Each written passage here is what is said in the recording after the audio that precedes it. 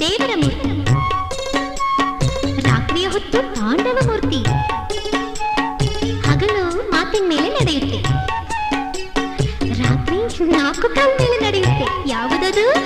ಕುದುರೆ ಅಲ್ಲ, ಊಟ ಅಲ್ಲ, ಮತ್ಯಾವುದಮ್ಮ? ನಿಮ್ಮ ಅಪ್ಪ ನಮ್ಮ.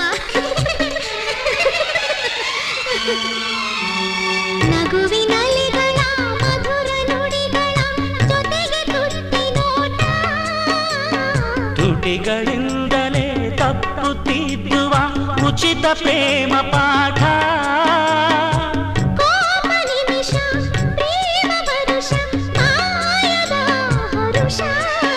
ಮನೆ